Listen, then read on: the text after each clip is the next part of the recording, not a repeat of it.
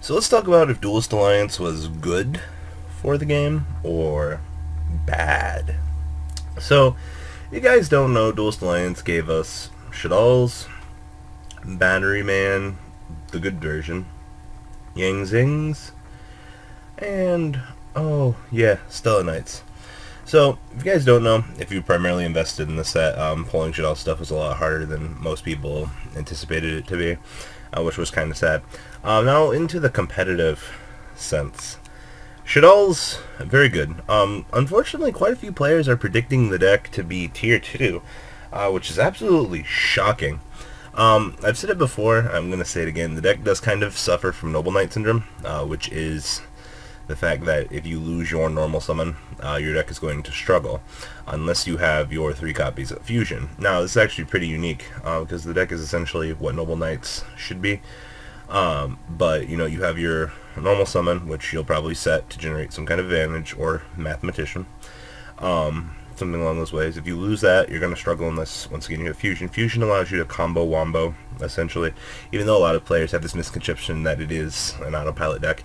To a degree, yes it is, but in terms of deck building, and in terms of knowing which plays you need to do, which cards you need to send out of the deck with Fusion, kind of makes up for the lack of autopilot, and more into the fact of player interaction, which is pretty big misconception, and it's kind of disappointing that the community thinks this way, because one, there is no set deck build, so you need to be a pretty skilled player, or you need to be talking to friends to learn to optimize your card choices.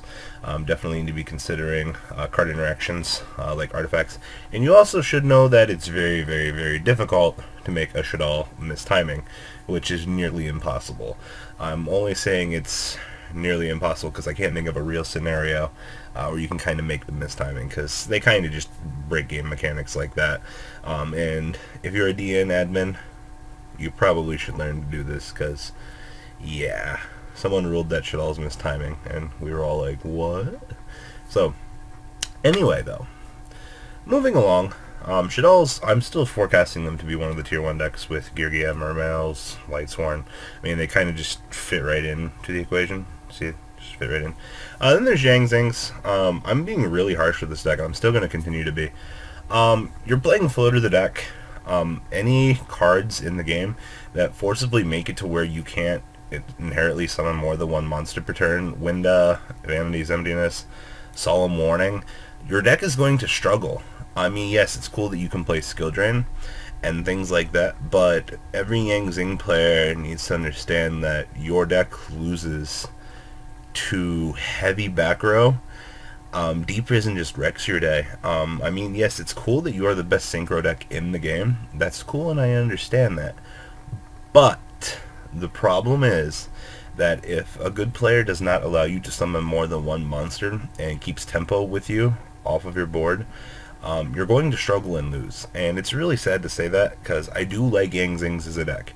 I do like the concept of having 15 Mystic Tomatoes in one deck, even though that's if you max them out, which you're probably not going to. But the point is, though, like, it is really cool, in theory, what you can do with the deck. Plus, I mean, you get to play Skill Drain. Next up is Battery Man. This was actually kind of stupid. I really have a strong dislike for Battery Man right now. This card makes the deck so consistent, it's ridiculous. Now, I mentioned this in another video on my channel, that this card is a budget player's wet dream. Like, let's be real here. You now have a deck that you can play for like 30 bucks that can win tournaments. And I know a lot of players don't really have an optimal build for this shit either, because we haven't had an event. But the thing is, like, if you're a budget player, you have a Tier 1 or Tier 2 compatible deck that can get you going. Also, Stella Knights. Now, I don't know crap about this deck. I understand the fact that Deltaros is good, but as far as I know, Silverman won a regional fight at Gen Con with Stella Knights, according to the rumors. So, I mean, he's aware of a formula for the deck. There's not really much else I can comment on them. They're kind of like Constellars 2.0, but there's really not much else I can say until I actually get around to testing the deck. I also know that they're kind of like Noble Knight Syndrome. You take away their summon for the turn, they lose. So if you have a deck that can optimally limit your opponent to what they do, good job. You should win a majority of your matchups against these new decks. So that's Duelist Alliance in a nutshell, to be honest with you. Leave a comment down below. Do you guys consider Duelist Alliance good for the game? In terms of the new archetypes, hell yes. We needed a breath of freaking fresh air into this game. I've been so sick of seeing Yugioh, Fire Fist, Mermails, Lightsworn, Dragon Rulers for the last year. Like, it's been so stale.